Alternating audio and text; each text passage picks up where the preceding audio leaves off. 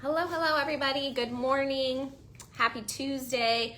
The camera seems very close, even though it's a couple feet away. Hi.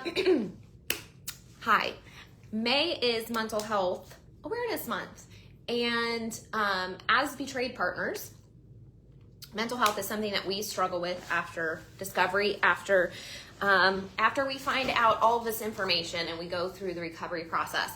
I was listening to the Pure Desire podcast this morning. If you don't already listen to them, check them out.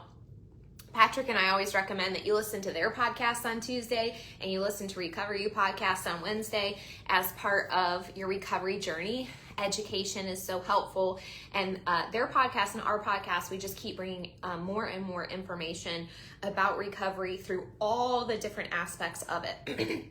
And the Pure Desire podcast this morning was talking about mental health, and I thought they did a really nice job really kind of talking about the faith aspect. And this actually was on my mind recently because I'm going through a certification program. It's called what is it called?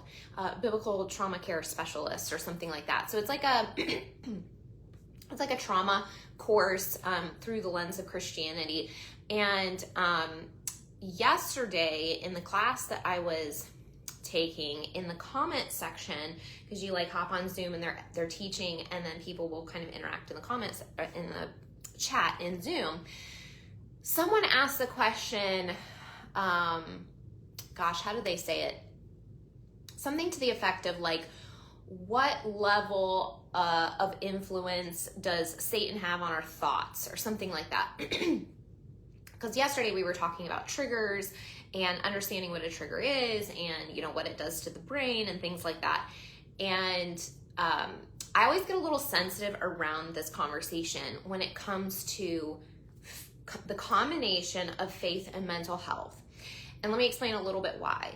Because I think historically the church has brushed the concept of mental health under the rug, and they use spiritual bypassing techniques like telling you to just pray harder, or if you're a good enough Christian, you shouldn't have things like anxiety or depression. And if you do, you're not trusting God enough. And that's just not true. And so I thought the Pure Desire podcast today did a really nice job of sort of addressing like this combination of faith and mental health. So I will connect that down below. But I also just wanted to sort of bring it up here because we can get things very mixed up. And one of the things that our faith should never do is create more shame. Jesus does not come to us and shame us. He comes to us and offers freedom. And there's a difference between conviction and feeling guilty about a mistake that we made or a bad choice that we've made, and shame, which is, I am bad, I'm defective, there's something wrong with me, I'm a horrible person. And that's an identity. Like, that's at the core of feeling like you are not good enough. And that shame leads into negative thinking patterns and negative behavioral patterns over time. Shame is one of those primary emotions that is part of the addictive cycle, for example. And so betrayed partners can really get caught up in that too. When we're talking about mental health, if you are a Christian or have a faith background and you were raised in that culture where you absorbed this information that says, well, if you struggle with depression, you're just not a good enough Christian, that can cause a lot of shame in you as you go through recovery. And so I want to sort of like pull those things apart and say they don't have to be associated. You don't have to feel like there's anything wrong with you. When we think about how God created the brain and how God created our emotional system, we are designed for connection. One of the things that betrayal does in a lot of ways is makes us feel isolated. So we are afraid to talk to people. We think that we are the only ones going through this. We feel very alone, like no one understands how we are feeling. And we need that connection. We need to talk to a therapist or a coach or a group or a friend or a family member. When we feel like we are going through this by ourselves, it will negatively impact our ability to recover, and it will negatively impact our mental health. And so being able to find safe outlets is going to be very important. The other piece to that is what I would say is like giving Satan too much credit. It's not that he doesn't exist. And also I would say I don't want to say giving prayer too much credit, but choosing prayer is the only activity in order to address our mental health. So I'll sort of talk briefly about both of those things.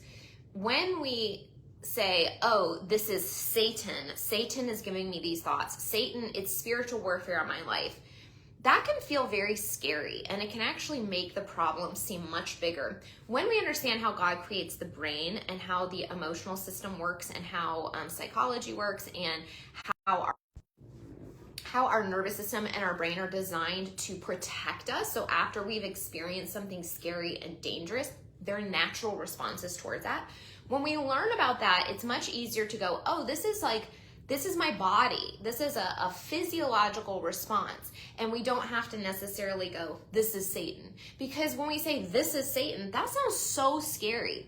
And so one of the things I commented in my group yesterday, just because I feel very passionately about it, is I commented a little bit in the chat, just briefly, about intrusive thoughts, because addicts can get confused about intrusive thoughts.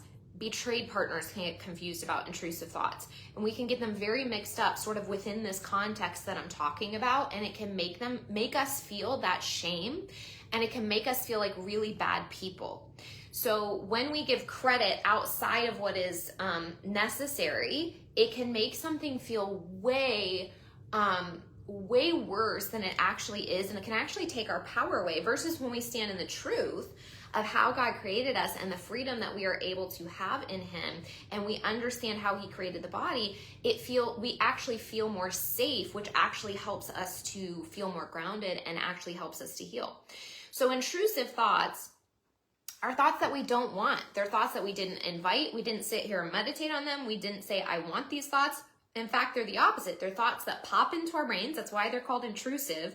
We're sitting here and a thought pops into our brain. It goes against our moral or ethical code, something that like we don't believe in or we don't like. Like you could be driving down the road and have this intrusive thought of, what if I ran off the road and hit that tree? Or what if I veered and hit that animal? Or, things that you would like never actually do and actually might repulse you. So, with an addict, if they're going through recovery and they have a very hyperactive brain, and they're trying to do what's right, they're checking every box, and then all of a sudden they have a sexual thought pop in that was not invited, that was not sought out, it could really confuse them because they don't understand the concept of intrusive thoughts and how the brain works. So intrusive thoughts are different than triggers. They're different than thoughts that we choose. They're different than, like a trigger is a reflection of a pain point. A trigger can be from something that has actually happened in our life that is painful, that is unresolved. But an intrusive thought can be totally random. It can literally be anything that's scary or goes against something you want to think about. And it could really actually make you feel like a horrible person for thinking it. So if you think about that as an example, and then we go, oh, those thoughts are from Satan, that is so scary. As opposed to, well, my brain just popped that in for whatever reason. It's a normal part of how thought works. Thought comes in, thought goes out. And so with intrusive thoughts, when I learned about how they work, because I've really struggled with them, they started in like 2015, and I've had bouts in my mental health balance where they've been really bad and other times where they're not really an issue at all. But once I learned about them, that tremendously helped me, I think, in the long term, how to navigate them, not be scared by them, and not give them power. Because what I learned was that if you give an intrusive thought power by saying it means something about me, allowing that shame to come in, I'm bad for having this thought, or it means that I want to do the thought, and so therefore I'm bad again, or just some story around the validity of those thoughts or what they mean, then the more power we give that thought, then the more it will actually stick around. So the more we actually put meaning to the thought, the more it will stay with us. And that's what we don't want. So what I learned about the nature of thought and about intrusive thoughts was like, if I don't give that thought any credit, if I know who I am And then that thought pops in and I go, that doesn't mean anything because I wouldn't do that and that's not who I am and I know who I am. Then the thought goes away. So when we take the power away from the thought, it leaves. And so that's what we want, versus if we allow the guilt and shame to come in about what kind of a person am I and what does this mean about me and would I actually do that, then we've created a story and meaning around the thought and it sticks around and we ruminate on it, we feel guilt about it, we feel shame about it, and now we're perpetuating a cycle where that thought can continue. So when we're thinking about faith and mental health, this ties in, because if we have intrusive thoughts or we have any thought, and we immediately go spiritual warfare, this is Satan, we add power, we add fear, as opposed to rooting and grounding in the truth and knowing our identity and knowing who we are, and from a faith perspective, knowing who we are in Christ, and giving that the power so that then this thing holds no power over me. So that's one aspect of it. Let's see, that was the intrusive thought side. I had mentioned another one. I want to make sure I go back to that. Prayer. So prayer. When we say we don't want to spiritually bypass mental health, we're not saying don't pray. Prayer is great. Prayer is powerful. But God often uses connection between other human beings to actually get his work done in the world. He designed us to be beings that need connection from other human beings. And as they were talking about in the podcast this morning, Jesus needed connection. He needed private time, he needed prayer time, he needed connection with his disciples, and he had really intimate friendship relationships with them. And that's very important for us as humans. And part of, I think, what has contributed to, if we want to zoom out from betrayal, the mental health crisis in our world right now, part of it is social media, because we feel connected without ever actually having intimate connection, human to human, where you see me, I see you in all of our flaws and all of our pain and all of our fears and all of our insecurity, and we feel safe and loved and seen. That intimacy and that connection is part of what is so necessary and so healing for mental health. And so as we're thinking about how do we navigate our faith and how do we navigate mental health that is tremendously hit after betrayal, we want to make sure that we have connection. We integrate our faith, but we don't just say, oh, I'm going to pray about it. We're also willing to take action on it. So when I think about mental health, I think about, making sure we get enough self-care, making sure we get enough rest, making sure we're nourishing our bodies and getting the nutrients that we need. Our neurotransmitters are made from amino acids, which are the building blocks of protein. So we need to make sure that we're getting enough food. We need to make sure we're getting enough water, vitamins and minerals, all these cofactors that create these chemical processes in our brains that create the neurotransmitters that make our body available to absorb them and utilize them. And then, supplementation. I use supplementation with myself, with family members, with friends, with clients, all the time for anxiety, for depressive tendencies. How can we do mental, emotional, physical, spiritual support in this area? Because betrayal is so traumatic, because it does hit us so hard. And when I think about integrating faith, it's like we pray to God, give me help, give me answers, take this away from me. And then he provides us with these resources. And he says, here, there's something that I've created from the earth that can help your body. There's knowledge that I've given this human who can create a supplement, who can help you navigate your emotions through this difficult time. There's this friend that I have given you that is a safe person that you can talk to and connect intimately with. And then Jesus is here and to listen to you and to comfort you. But it's what I'm trying to get with that is that, but that's not the only thing. He's offering these other resources. And so that sort of just been on my mind a little bit. It's kind of, sometimes I struggle, like, how do I communicate this clearly? So I hope that it is, I hope that it's clear and I hope that it's helpful, because I certainly never want it to come across like faith has no place in mental health. That's not what I'm saying at all. I'm a very devout Christian. I absolutely believe in God, in Jesus, in my faith.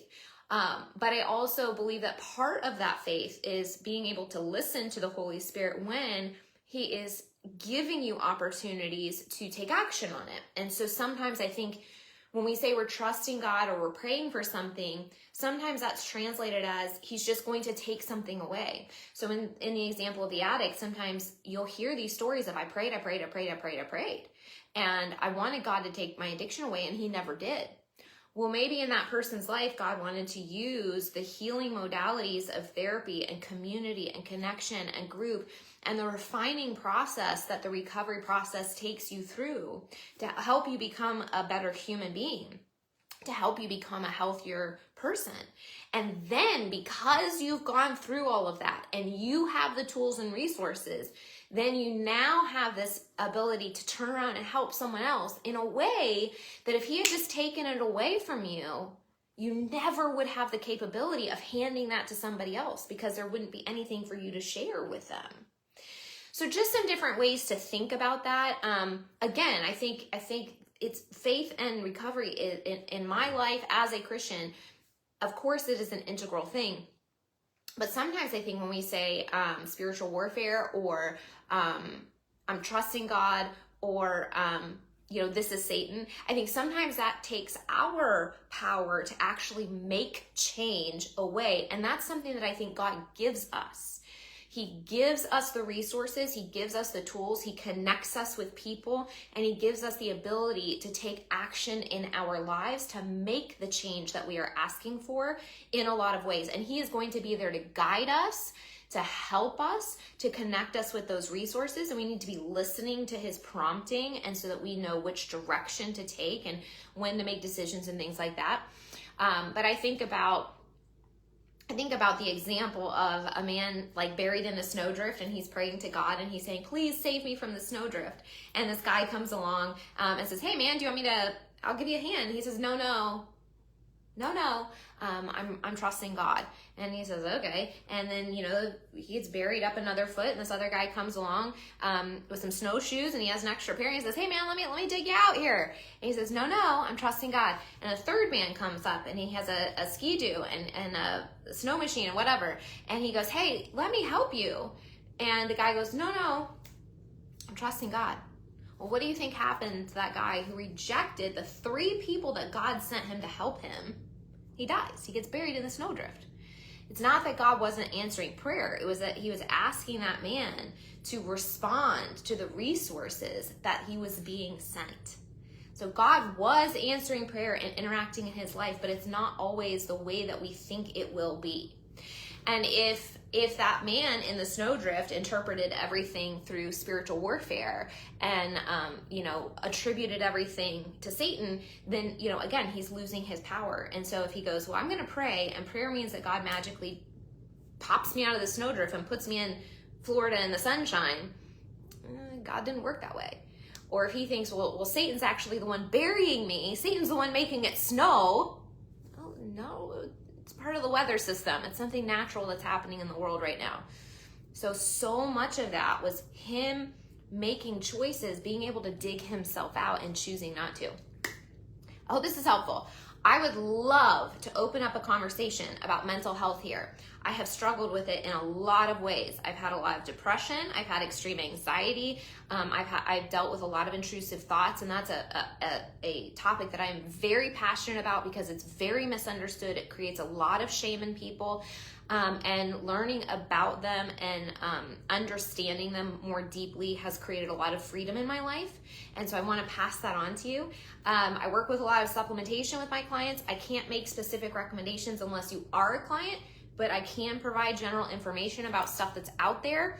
And if you are interested in booking a call and being a client and getting more specific one-on-one, I'm happy to do that as well. Just let me know and I can send you a link.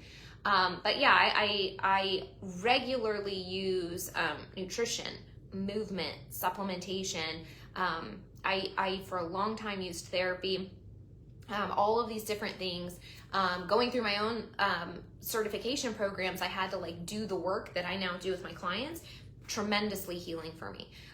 So all of these things combined together, in addition to faith, which gives clarity, which gives vision, which gives hope, which gives peace, all of those things combined, I think, play together with how do we address the mental health epidemic and how do we address our mental health through recovery as betrayed partners. I hope this is encouraging. I hope it was clear. Like I said, talking about these two things can sometimes get a little, it's a multifaceted, multi-layered kind of complex thing. But like I said, I'd love to open up the conversation. What thoughts, reflections, questions, or comments do you have? Post them below and I'm happy to respond.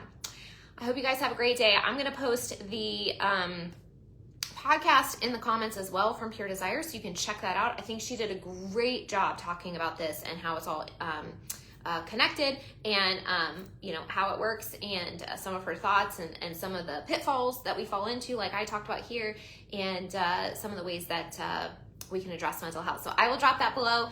Thoughts, comments, questions, let me know. Have a great day.